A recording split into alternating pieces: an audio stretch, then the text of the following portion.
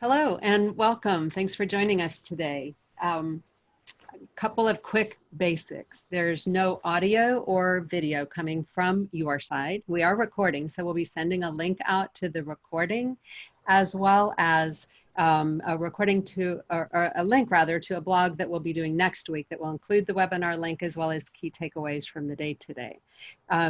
As you have questions, drop them into the Q&A that's along the bottom of your screen, and we'll get to those either during the session or after. You're welcome to reach out and we'll do our very best to get your questions answered to you.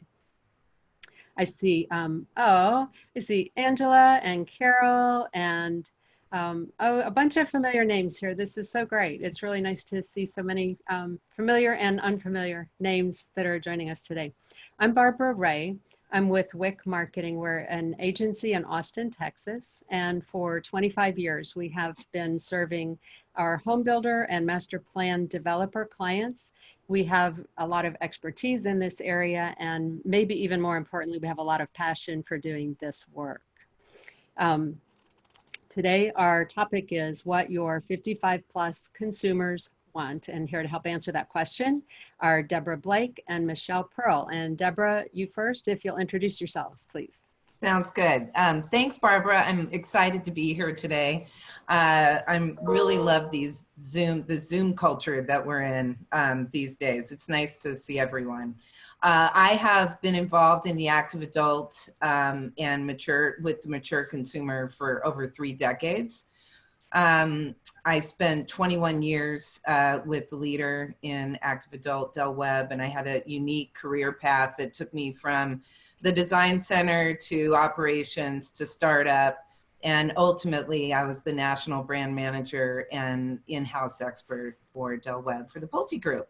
And in 2012, I decided to leave and create the Ipsum Group, which is an advisory and collaborator. I work with builders and developers all over the country, sharing what I know about the consumer and the proven business strategies that have been put to work for, you know, the last 30 years. And many people ask, well, why the Ipsum Group? And Ipsum comes from the Latin phrase, noce te ipsum, which means know thyself, which really speaks to this consumer.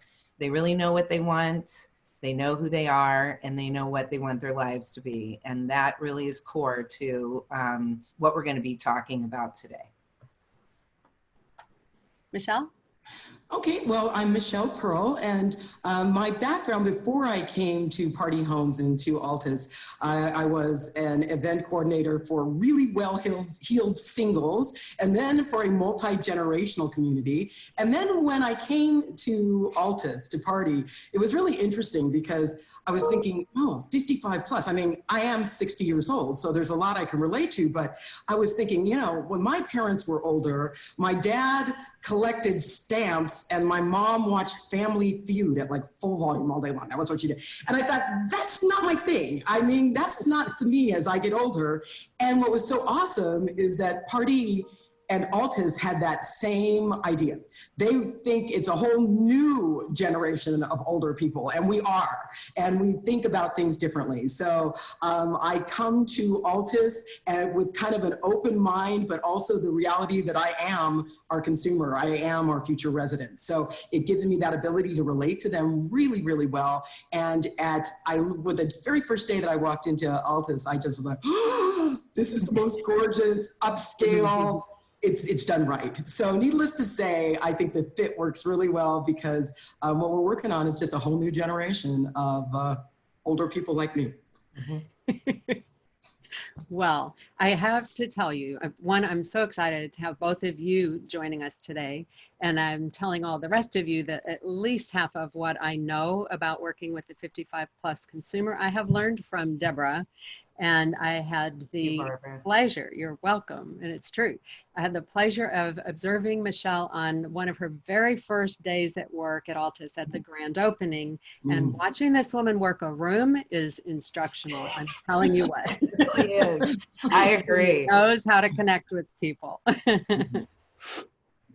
What I am hoping that you all are able to take away from our time together today are a few things. One is a better understanding of this buyer and what motivates them. I know from those of you that I see on the list, many of you are involved in 55+ communities already, but I know there's always something new to learn. So better understanding of the consumer, also specifically what we know has changed since the coronavirus pandemic began.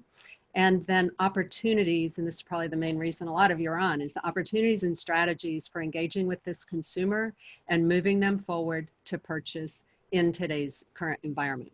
So Deborah, without further ado, let's jump in and have you kind of set the scene for pre-COVID. Tell us about this buyer and what is it that draws them to an active adult community. Right. Great. Well, thank you. Well, first of all, I think we all know about the big bullet points that we talk about as it relates to the huge boomer population, 73, 75 million boomers. In fact, 10,000 boomers turn 65 a day right now. And by 2030, the youngest boomer will be 65. So we talk about 55 plus and we talk about active adult. And what I will tell you first and foremost is that there's a huge, huge market that is untapped. We are not close to getting the 73 million boomers that are out there, or even the, let's say, half, 35 million that may be, qualified and able to move. This whole market, starting in 1960 with Del Webb, was built on less than 4% of the age and income qualified market of, at that time, the greatest generation, the silent generation.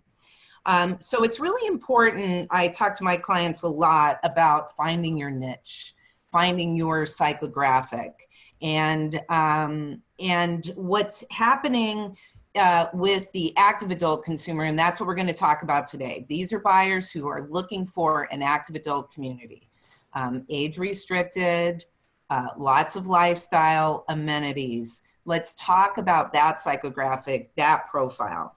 So first and foremost, what's really important and hasn't changed is that this is probably the most discretionary consumer as a home builder that you have and will ever deal with.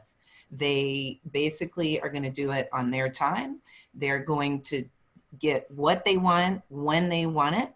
And we'll talk about the implications of that mindset. But they're really, like, I got time, my house is okay. Let me see what's out there, and I'll make a decision when it's good for me. So that for sure is something that has changed a little bit as of COVID, and we'll talk about it later as an opportunity. But let's talk about what they're really looking for. Affordability is key. It really is. And what I talk about here when it comes to affordability is it's all relative. This consumer is typically downsizing. They're trading their big family home and the equity that they have earned into this new home. So what's important here as it relates to affordability, and remember this, is what I call total cost of ownership. The equity transfer into the home means that they may buy things that don't make sense in conventional. They'll pay more for a home plan. They'll pay more lot premiums, much higher lot premiums.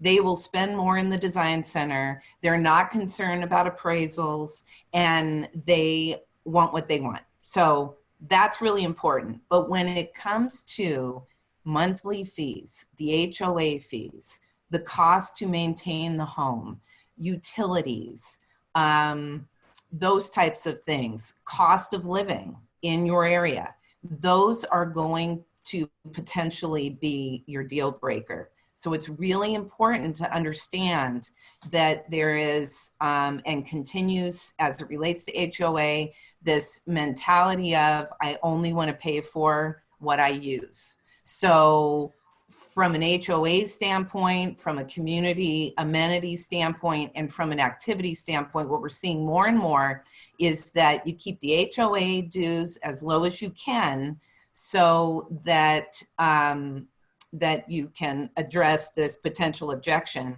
And then you have a menu of services that have additional costs associated with them for people who are interested in those types of things. I see Michelle smiling. She'll talk a little bit more about it, but that is really important. And what this is all about is the ultimate goal for this customer is peace of mind. It really is about getting into a situation where they feel comfortable that they're not going to outlive their finances. The other side of longevity is I may not have enough, to live to 110, which is very, very well the reality. So we have to think about affordability. The other piece is for active adult communities. This is a social, highly social type of person, psychographic. They want to be with people like them. They want to have fun. Fun is underrated to them. It is like, I want to have a great time. They love to drink. It's just the way it is. And they love to party. They party in their homes. So that entertaining factor of open floor plans and gourmet kitchens, those are really important, even if it's only in 1,500 square feet, and big indoor-outdoor connections to oversized patios because they're partying in their homes with all their new neighbors. So this is definitely a driver. And amenities and lifestyle are on steroid these days because of the fact that the boomers actually are very different, of course, than the generation before them. They don't believe that they're not worth this. They believe that they're worth more. And so we talk about the me generation, and yes, it is the me generation. They want what they want. They've changed the world as they have aged and matured over time. And that's been a good thing for all of us. I always say that we ride the wave of the boomers. And they make life better for us.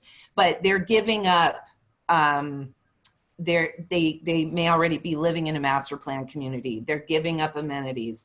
They're trading off their gym membership. They understand, they have a very, rich lifestyle. So the active adult community actually has a lot to compete with, and that's where they're living today. So we think about that and say, how do you really build the right home and the right community perfect for their life stage and lifestyle? And that's really important. And the other thing that I'll tell you pre-COVID, this is all pre-COVID, is that there is an emerging opportunity of single women that I cannot emphasize enough is a huge opportunity for builders and developers moving forward. More than 50% of all boomer women are single. It is the fastest growing divorce rate among generations, and it's being requested by the females. And so if you think women make decisions in some of your other conventional segments, well, let me tell you, they're making the decision here.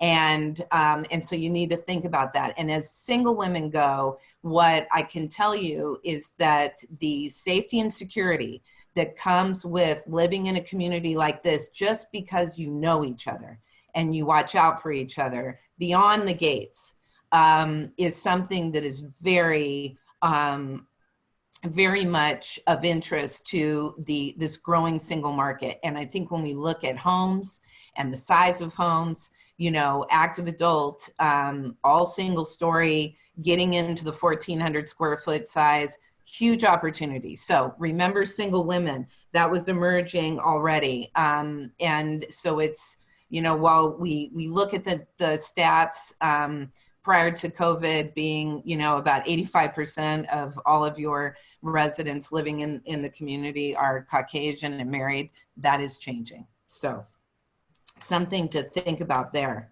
And then when we talk about amenities and lifestyle and steroid, wellness is a big deal. It's holistic, it's mind, body, spirit. And so how you create that is really important. Food is the new golf. Food is everything. It is community, it is medicine, it is what we do every day if we're not thinking about it, where we're going to eat it, what we're going to make, where our food comes from. It's a priority. And not to quote Oprah, but I will tell you that living your best life is the mantra for this consumer.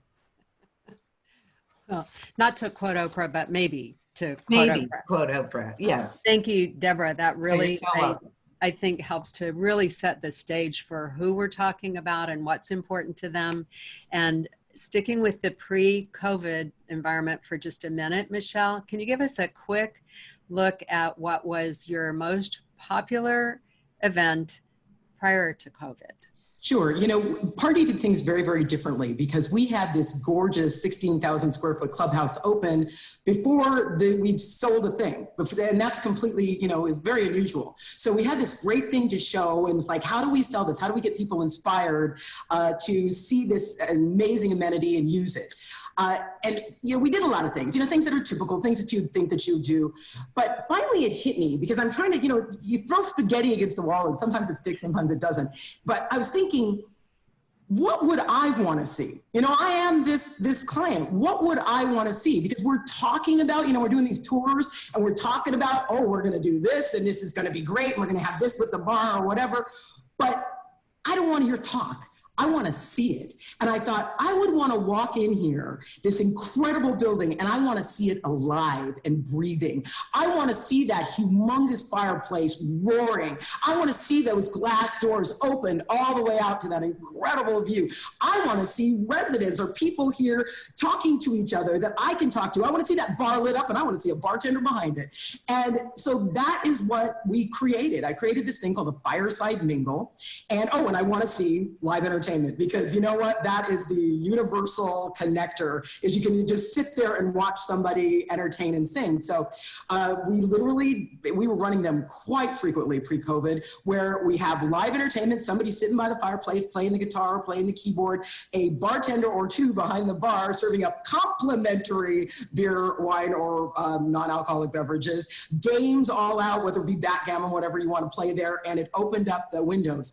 This not only worked to inspire people when they walked in, they're like, whoa, is a party going on? So this is the way we live. This is how it goes. But then it became such a big thing as our residents and home buyers, that's their thing. They come up, they sit there, and literally sales staff steps back as they are like, oh my God, this is great. And they're pulling on, and they would suck people in and talk to them and tell them how wonderful it was. The ROI on that kind of event was, oh, and I put food out. Don't forget the food. Oh yes, you hit that right on the nose with the food there. And alcohol, you know, you've got it together. So I put out, you know, hors d'oeuvres and things that make them look real pretty. All of that together made for an incredible, not only connection device for the residents that we had, a way to keep our backlog interested and excited, but also a way to excite prospects. Now that was pre-COVID. Love right, that. and that was every weekend, right? I mean, almost every weekend. It wasn't every weekend, but a lot, 2-3 times a month usually. Yes. And that was during the heaviest traffic times. Always, I put it between 12 and 4 on a Saturday or Sunday because that's when our busiest time was for sales. Right. And it worked like a charm. You would see the sales office just packed with people. You'd see, I mean, it was an incredibly effective tool. That's wonderful. And what a great way to create the lifestyle, and then for you to sit here and talk about it. I also can tell you that a big part of the storytelling around that and the marketing around Altis is that our team shared pictures and video of those fireside mingles and continued to tell that story in blogs and in social media. And very quickly, if anybody's doing 55 plus community and is not on Facebook yet, get there, because that is the fastest growing segment on Facebook right now is your 55 plus consumer. Our experience has been very two-way communication with these buyers on Facebook. It gives them a taste of community, and starting with this digital community on Facebook. We have a lot of private message conversations, questions that they have in addition to questions on the page. And probably the biggest proof is that the very first home buyer at Altis is someone that we had a very lengthy conversation with on Facebook, and we're able to do a very nice handoff to the sales team. So by all means, be sure that that's a place that you're also investing and sharing the story of work, like work that Michelle is doing as a lifestyle director. All right, I'm going to move us along to COVID. So the whole wide world changed in March, we all know. So Michelle, since we know lifestyle is key and we're also now social distancing, you've been pivoting like crazy in Altis. Give us a picture of some of the most fun events and the ones that have been best received. Yeah, it's really interesting being someone whose job it is to socially connect people in a world of social distancing. I mean, talk about a challenge. So when it all first came down, my first thought, because I heard the words social distancing like a couple of weeks before the crud hit the fan. And I'm thinking, okay. What am I going to do to make sure that everybody stays engaged and they stay connected? And so my first, like probably all lifestyle directors, my first thought was, okay, virtual events. So I put together the Altis virtual clubhouse, and we put on things like, they had an Altis guest chef where we had our different residents would be cooking things up and showing in their own kitchen and showing it to everyone. I had the mayor on to talk about, Beaumont and what's happening. And, it was virtual coffee with the mayor, virtual comedy shows on the whole thing. Just endless. I had something every single day, even my days off. I was doing TED Talk Tuesdays. I'm still going to log on and we're going to discuss this interesting thing, just because I wanted to make sure they weren't bored. It was like, oh, I want to do this. And what's interesting with that, it was, it's the ultimate spaghetti throw, because some things really worked well, others didn't. But one thing I did notice towards the end of about 3 months of this is you reach a burnout factor, kind of a Zoom burnout factor. It's like, it's enough. Sometimes, here I'm working so hard to get all these people to come and to sing or entertain or do whatever. And then there maybe weren't as many people would show up because of the burnout factor. So what was very interesting is that, we kind of in California here had opened our doors a little bit for a little time. It was kind of neat. It was like, oh, it's all going away. So here we go, cut it back to normal. So at that point, I was hybridizing things. I was doing things where like we do our paint and sips, which I do every single week, and I get YouTube videos and we paint along on Zoom. Or I do our trivia, which is hugely popular. Everybody comes on and we answer trivia questions, and I give away In-N-Out cards. I mean, they will kill each other for In-N-Out cards or Starbucks cards for $5. And so I was trying to, at that stage of the game, do both, because there were some people who still did not have that comfort level of coming to anything. So they could do it on Zoom, but I could put them on the big TVs in the room for the people who wanted to show up, because they're those people who want to show up and be right there. So it was a learning thing. It was like, wait a minute, we could do this moving forward. So we'll talk about that in a little bit. But what has really been tremendously most popular are, it goes both ways. And let me clarify this. You can't say what's popular with everyone. The biggest mistake that you can make with this group is to put them all in the same basket, because you got the people who are like, I don't care what happens. I'm not leaving this place until there's a vaccine in place. And then you've got the people on the other side that say, you know what? They were the me generation or whatever that says, I don't care. I'm not wearing a mask, and I want to come out and I want to hang with my friends. And then there are people who don't like Zoom for whatever reason. They think that they're being spied on, or they don't, believe it or not, they don't like the way they look on Zoom. So it's like, I'm not going on Zoom. So what I've had to do, the key here is adaptability, and that is you got to offer something for everybody. You have to have, it can't just be we're all virtual events. It can't just be that we're, okay, we're going to do our what I call our events, our Together Apart events outside, because we cannot be inside in California where we are. We cannot do that. So that big clubhouse is closed.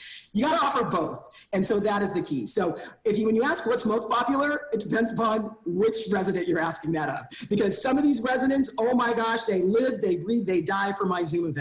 I had a 5-minute film fest where everybody made these videos about, I said it had to be about the pandemic, but it couldn't be political. And so we had a movie about, we had somebody made a music video, hey, Corona. It was like kind of cool, like it went along. Then we had somebody else made a opera, did an opera on, on the pandemic. And, they loved this. They all did it online. It was great for them, and we've got, like I said, we've got the trivia, and we do all kinds of things online, the Zoom things you expect. But now I've got things that are Together Apart, where we're doing, I have to think, how can we do something outside? We can do miniature golf outside. I made that whole outside of the building a miniature golf ring where every station was separate. So you could be outside doing it, but you are all apart. You know, we just did a treasure hunt on Friday night where I had different stations all around. They had to solve riddles. They had 5 minutes to text me to solve the solution, and they move around.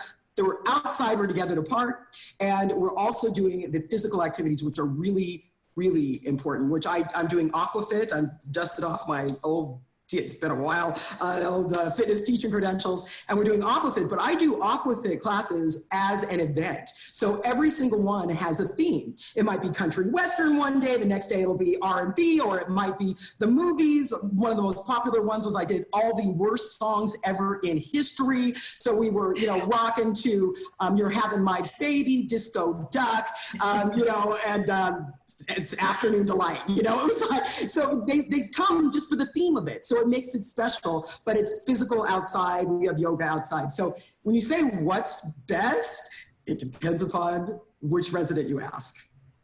You make such a good point. And, you know, and Deborah, you talk about, they want what they want. Yeah. You talk often about, you know, social distancing. Well, that's different for everybody. And so it is always such a moving target, even to find the way to connect with each of those individual buyers, for sure.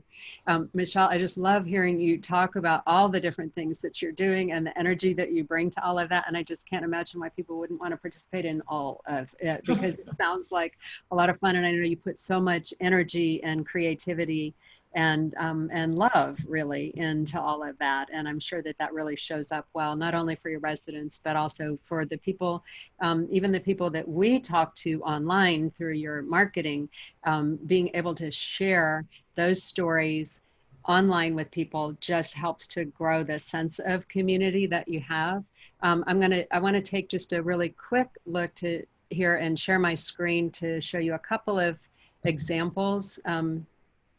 And while you're doing that, I just want to say a few things about this, about how your lifestyle director is close to your silver bullet, if you will. Someone like Michelle will sell more homes for you than any ad. The only thing that sells more homes than Michelle are real residents.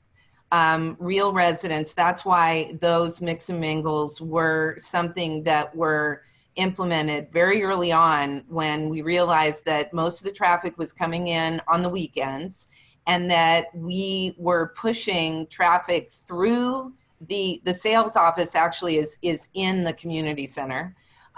So we wanted to control that customer's experience, and we're bringing them into this amazing community center. And it really is, it's just a beautiful facility. But if it's empty, it doesn't sell homes. In fact, you kind of, I think most customers would ask, like, well, what's wrong? Why is no one here? You know? So early on in the community, you have to, I call it lifestyle theater. You have to create it because your residents aren't there. So it was so worth spending a little bit of money on free drinks and food every Saturday and Sunday. It was the most impactful way to help active adult customers answer the question, do I like the people that live here? Do I fit in? Can I see myself living the life that I envision myself? As a, and I don't know how many of you know about Maslow's hierarchy, but get a quick study on it, because this is the self-actualizing person. This is the person who says, what is my next chapter? All of my other needs have been met, and now it's about living my best life. And so it's really important that this lifestyle reflects them, because they will not be sold. They will have to find it out on their own. And so give them those opportunities to do that. And that's why what Michelle's talking about in terms of the virtual lifestyle, and we're going to show you a couple of experiences or a couple of examples, is so important right now. We cannot walk away from experiential marketing during COVID, because you will not sell homes to active adults. You must figure out a way, and that's why we're really here today, is to talk about how you create virtual lifestyle, how you put lifestyle on your websites, how it is the core of your messages in your emails to your lead bank. It takes a long time for this decision to be made, and it means it takes a lot more marketing efforts than what you may be used to in the conventional world. It absolutely not what it's very different than what you're used to. Not it may be, it is. It relates to marketing. If integrated marketing plan, that is an understatement. Marketing is a big deal because it takes a while for them to make the decision. And I will say that in listening to Michelle, and what I talk to my clients about a lot is, it's just more fun to social distance in your community. Whether it is everyone hanging out on their patios or their driveways and doing a 5 p.m., happy hour, or all the things that Michelle's talking about, it is a very inclusive, very much more inclusive, more fun place to be during this time. And we'll talk about what we're seeing now in terms of the consumer, but that's critical.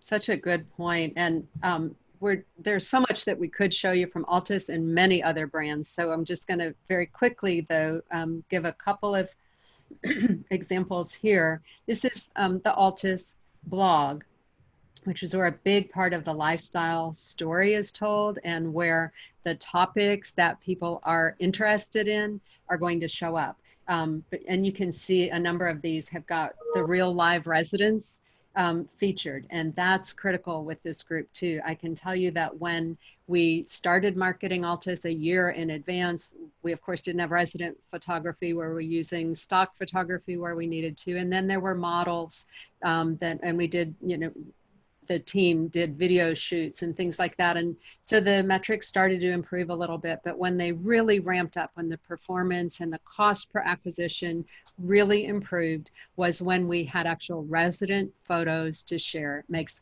all the difference. It makes it authentic. And carrying forward the events that Michelle is doing is just one place to be able to capture that kind of content. Here's one example of a blog post featuring the real residents. Then this kind of content, of course, gets shared out into social. All of that helps to drive traffic back to the website where people may look at floor plans or engage with the online salesperson, but it keeps moving people down that funnel. Also, really good blog content with resident photos is what's going to help from your SEO perspective as well. People who are in the market for the kind of information that you're sharing may also match up to being a good prospect for your community. So all of those marketing efforts are going to work together. Deborah, maybe you can give us just a sentence or two on the importance of telling that lifestyle and connection story to a community. Well, I think it's the authenticity. I think it's what I was speaking about a little bit earlier, which is, really seeing the people who live there. And then to the extent that you can get prospects involved in live streaming events with real residents, Trilogy has been very successful with this. We were just talking with the VP of marketing there, sales and marketing there, and they have come to the realization that offering virtual events has improved engagement of their residents and engagement of prospects. And so they start, obviously, just like Michelle, they started with needing to pivot and create these live streaming events and virtual lifestyle. And as you can see here, then they applied it to their website. And now you can join one of the live stream demos for, food and drink, health and wellness, some of the pillars that arts and culture, lifelong learning, these are the things that this customer, that this future resident is very interested in.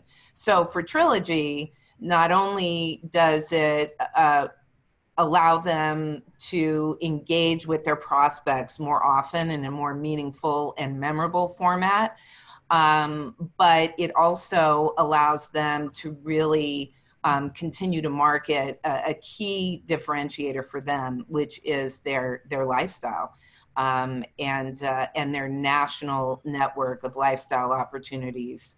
So, so that's a great example to reference.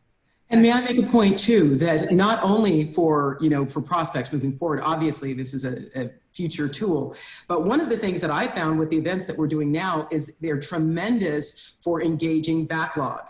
Our backlog, and we have as much as a third of the participants at many events end up being backlog. So these people are out there now being socially distanced, they're locked in their homes, they're far away, their house isn't gonna be done for 3 or 4 months or whatever it is, but they are already connecting with the people who are gonna be their neighbors. And I've seen it. I've seen the people, once they move in, they already know everybody. They're already a part of it.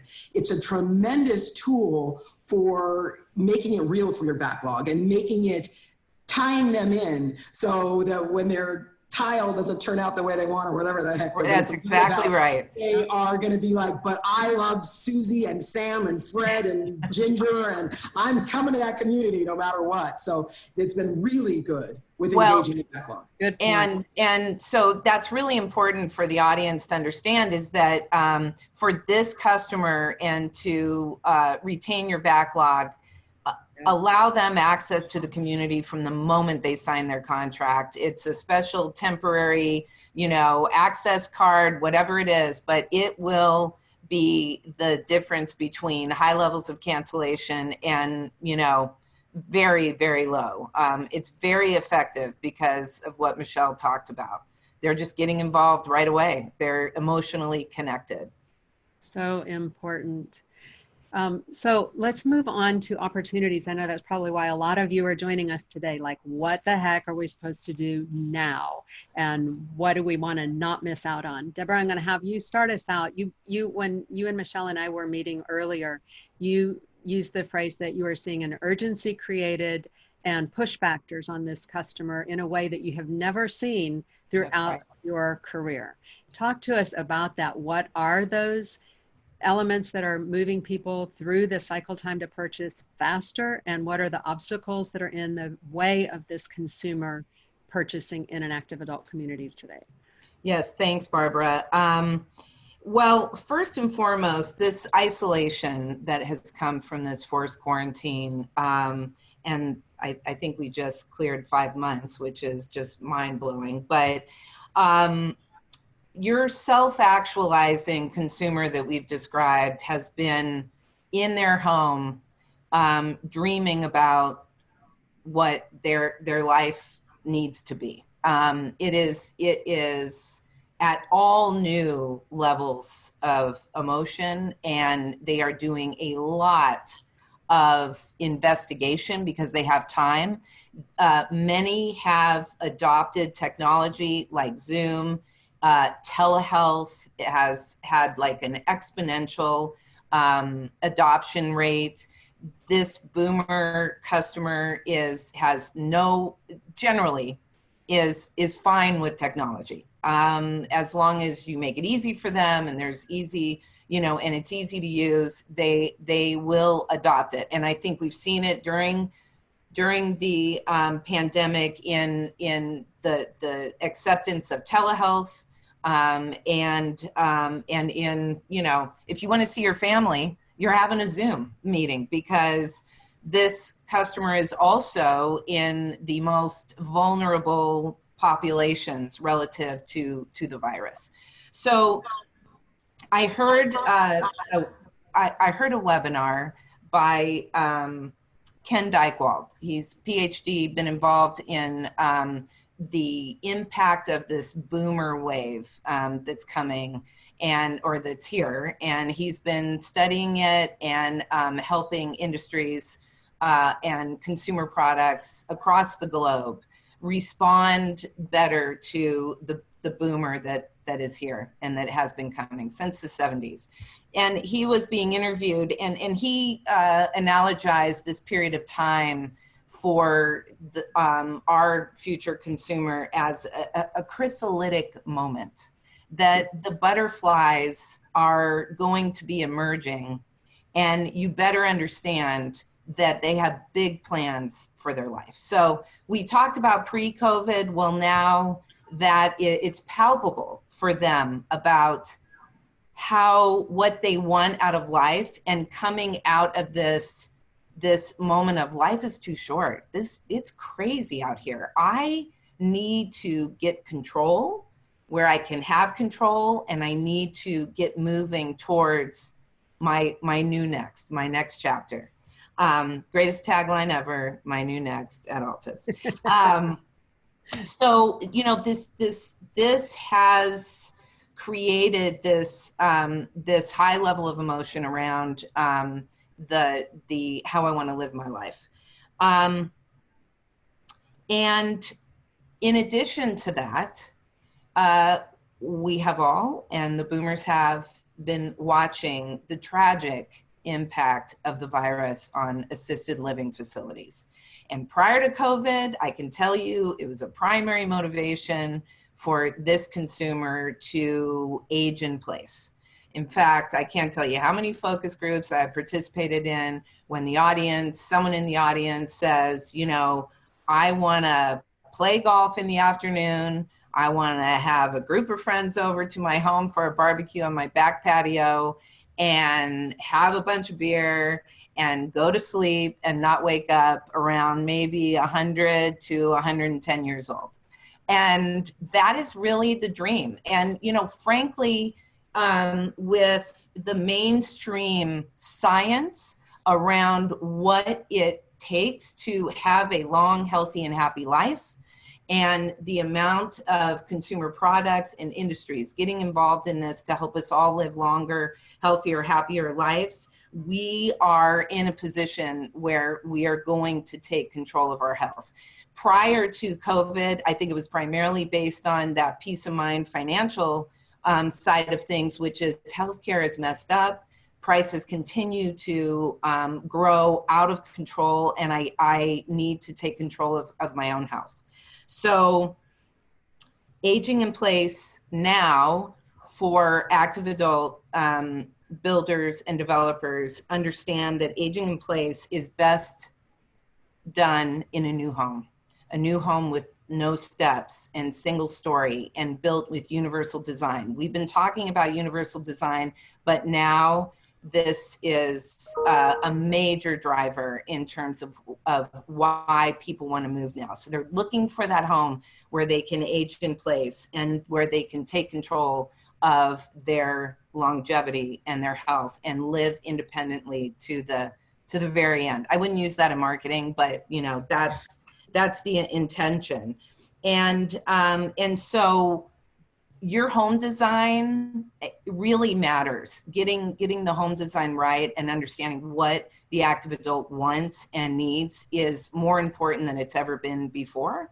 And this coupled with the high emotions of life is too short, I want to live a big life, I want to be part of Michelle Pearl's fun activities and gatherings, and every day there's something going on. These two things are coming together and really pushing this consumer to look for something better. 55places.com, one of my clients has never had higher levels of traffic than they do right now, both in traffic and in sales. I spoke to James Chung with Reach Advisors about a month ago. He's sharing in terms of what he's seeing in terms of digital behavior that 55 plus is doing the most in-depth investigation of purchasing a new home. So they're out there, the intent is there, and it's because of these two things that are finally pushing them to make the move now. The other part of this that's really important is, guess what? It's a seller's market. They may not know that, but there are finally millennials out there that want their big family warehouse, that want the big backyard, that want to live in the suburbs. And those millennials have more purchasing power than they've ever had. And we know what's going on in the mortgage industry. So these things coming together are really creating this urgency that I have never seen in my entire 30 years on this active adult. But it's about how to bring it all together and make sure that they understand that, and, you know, kind of create those pain points, as we say as marketers, through the messages that we're sending out and what we're doing, and then helping them move. I've had an example, you know, downsizing is not pretty. Moving out of the 30-year family home is a lot to think about. So as a builder, as, you know, how can you help your prospective customers downsize? I've had a client that created a moving concierge. The Villages has moving concierge. They help them find realtors, they help them find movers, they help them downsize, they help them make that move. So these are opportunities that now are, you know, that you really need to take advantage of. And by the way, the market's very, very good. Active adult sales are very, very good in most of the country. Can I add something to that? You know, she just mentioned all the drivers. Those are all the drivers. There's many, many fabulous drivers to get that consumer to us. But I think, just from a perspective of being in that age group, that's all the stuff that just gets you there. But what you've got to point out to them is that pot, that pot of gold at the end of that rainbow. And to me, it is one thing, and it is connectivity, being connected. It's like, you know, Deborah was talking about the single women. Yes. I mean, you know, you have, what happens when my significant other, and it could be the other way around, strike that, reverse it, you know, is alone? You know, do I want to be sitting out in some community where I don't know the guy next door and I'm in some big old house? I want to be where I'm a part of something, where I'm connected. It's every single event. When I think of an end goal, it's all about connecting the people. We don't, in Aquafit, everybody's names are mentioned and everybody's got to call out everybody's names and say hello. Every single event is about connecting everybody. It's not having it, we're not talking to people, we are connecting people. So that's really, no matter how an event is structured or how something happens, the lifestyle, the key to lifestyle, the pot of gold, after you drive them all there, what you're driving them to is, in the end, living an older you that is still connected and not alone. And so that's what we try to do. Social connections, you know, as we said at the beginning, are number one. And yes, wellness is elevating, but it is about being with people like me who want the same thing out of life, you know, who kind of share that same zest and passion. So it's a great point, Michelle. It really is. And just back to the marketing of a 55 plus, the more you can tell that story of, yes, you'll find your friends here. Yes. We do fun stuff, and we make it easy for you to get to know people. And, you know, and by the way, notice how none of that is even talking about floor plans. No. And yes, they'll get to that eventually.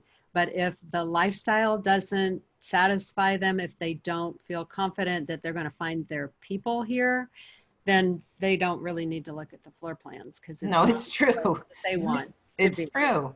Right? Yeah. They want to replace their workmates with playmates. Yes, that's right. That's right, Michelle. Exactly. Well, I know we're getting close to wrapping. I want to encourage anyone who's got questions, drop them into the Q&A. I see we've got a couple in there already. And I'm going to go through just the last bit of information that I know we wanted to be sure that we covered. Deborah, you named a lot of obstacles that need to be cleared before people can move out of a 30-year family home, for example, the decluttering, the moving, and so on. I would recommend that you consider anything on that list for content that goes onto your blog, that gets shared out in email campaigns and in social media campaigns.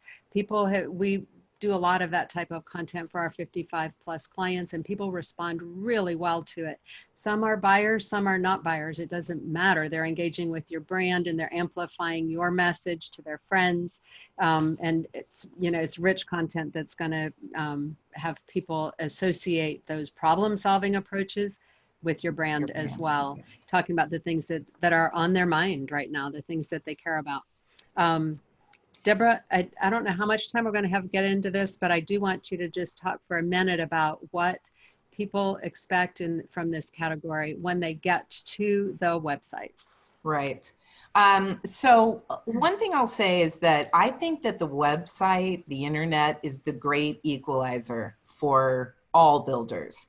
When you look at the Del Webbs, the Pulte's, the Taylor Morrisons, the Shays, their websites are huge enterprise level websites. And it's hard for them to be as nimble as someone like a small builder or a regional builder that has, you know, a few communities or even a single community. What's important is that you're really giving the customer what they want. So a couple of things. This isn't their first rodeo. As we've said, they've been around the block a few times. Transparency is crucial.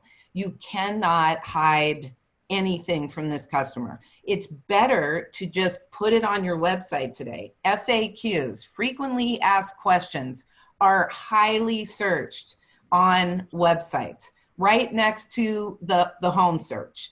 Homes should all have virtual tours. They should have interactive floor plans where people can move furniture to scale around, save those floor plans. It's about getting sticky with your brand, getting involved with your brand. The stuff that we saw in terms of virtual lifestyle, I have to say, virtual lifestyle is very important right now. To the extent that you can invite your prospects and your leads in with real residents in some sort of live streaming event, I would do those as much as possible. Then I think talking about it in your blog and on Facebook and that type of thing. I will also say that it's very important to let your customer know what the shopping experience is going to be like. Michelle talked about how different residents are reacting to the pandemic. That's happening in prospects too. It's kind of three big groups. Some that are out there and don't care and don't want to wear a mask and are just going to show up, and this is, you know, not really happening. And then there's people who are being safe and wearing a mask and want to know what to expect when they come to your community. And do they even have to come to your community? Are you offering virtual tours? Are you getting your salespeople trained on doing tours of communities that are individual, you know, for their customer on Facebook Live? You know, are you providing that control for your consumer that's so important so that they will move forward? So I think it's important to stress what it's going to be like there. I think it's about providing everything you can on your website and providing the information that they need, because the more you do that, the more engaged they are. We're finding, I'm calling it the home court advantage, which is what we're seeing with this customer, is that they are engaging for longer periods of time. They're engaging more often, and they're doing it because they're comfortable. They're on their home court, home turf. So that is really important. And we're seeing the cycle time for purchasing be reduced because of that. Because acquisition is one thing, but engagement is critical with this customer. The more you engage with things that we've talked about over the last hour, the more, the faster they're going to buy a home. Bottom line right there. Yes. Michelle, I'm going to combine my question with one of the questions that's in the Q&A, and that is, you spend your days working with the consumer, whether they're considering a purchase or they already have purchased. And I'd love to hear from you. One, what are your words of wisdom for working with this consumer specifically in this coronavirus environment, and just where's their head at right now? And then if you'll also, if you don't mind, give us a sneak peek maybe of some events that you have coming up. Okay, so in a nutshell, the key here is adaptability. You definitely have to be able to kind of turn on a dime here and be able to work with people who have all of their, you know, whether they're one end of the spectrum or the other. So one of the things that I'm really excited about for the future, there's actually two things. One is that we have decided that even after we're out of this big mess, we're still going to divide our events. We're still, anything that I can do and do it live and do it on Zoom at the same time. I can do trivia, I can do whatever we can do and do it both. If I'm doing a, name that tune in the big room out there, there's nothing stopping me from doing it on Zoom at the same time. So that offers it to those people who don't have the comfort level coming out, or prospects or backlog that live too far away to be able to come to those events. So it's kind of something that was like the good news that came out of all of this. Like, we never would have thought of that before, but it's like, because we found out that we could do it, we can go both ways. So that's the future as we move on. But right now, one of the things I've done is I'm like, oh, I'm so tired of just all virtual events. And then we've got these together apart events outside. So my latest thing that I'm doing is a thing called Altis takeout events. Like, you can get food, you can either take it out or you can go and eat, outside. So it's takeout. We're going to take it out. So about 24 hours before every event, whoever wants to sign up for the event will be able to come and take out a bag. And in that bag, for instance, I'm going to do olive oils of the world. And there'll be a bunch of like 10 different flavors of olive oil and like the little bread pieces in there. And then we'll get together on Zoom, but they've got the physical things they can touch and deal with at the same time. We can all do it together.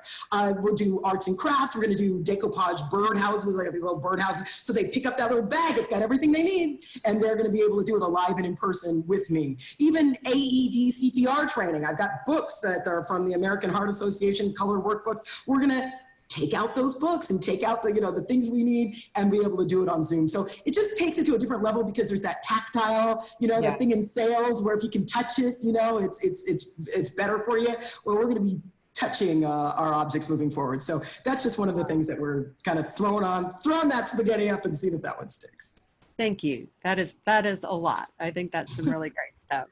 We have about 4 minutes to go, Deborah, that I want to give to you. I'll just do a quick sign off at the end, but what I want to hear from you is, what's your crystal ball telling us on 55 plus going forward? Well, my crystal ball is that this market is only going to get stronger. That I think as far as consumers go, I think we're going to see more demand than we've ever seen before. I think that the challenge is that this customer wants what they want. And so some of the things that we talked about at the beginning, if you don't get it right, they won't buy. But if you get it right, they'll pay more than your conventional buyer will for the same amount of dirt. Let's just say it's, and while I think age restricted is going to continue, I think that there will always be an active adult buyer, someone who wants an age-restricted neighborhood. So I don't see that going away, but the challenge is going to be in some of those established active adult destination markets like Phoenix or Florida, all of Florida. It's hard to compete with resale. It really is. Those large-scale communities, those well-maintained homes, those well-maintained amenities and updated amenities, they're just hard to compete with. So as you look into new market locations, consider resale very seriously in your market studies. I think that local is the future, that we look at small active adult communities that are in local markets, suburban and urban markets, where your customer, where your future resident can just plus their lifestyle, continue to work. That's going to be a big deal. The average age is getting older in active adults. It's an average age of about 63. We're going to continue to see that creep up, primarily because kids aren't moving out and they're boomeranging back. But that doesn't mean that their parents don't want to live the life that you can give them in the active adult community. Grandkids are a big driver. We talk about this, this concept of grandparents chasing the grandkids. That is true. But they still want to go home to a community that is exclusive for them because they have more time to spend in more quality ways, in more important ways. And they have a big vision for what they want to do in their life, whether it's volunteering, whether it's encore careering, whether it is picking up a new hobby, running a marathon, whatever it is, they have big dreams. So they want to spend time with the grandkids, and we're seeing that in Denver. We're seeing that in Salt Lake City. We're seeing that in Dallas, Texas, and Houston, Texas, where the employment market is very strong. And so that is a precursor for a good active adult market, because they're following, they want to be by their family, but they want the community, the total proposition that you're planning for. So I think local is going to be a big deal.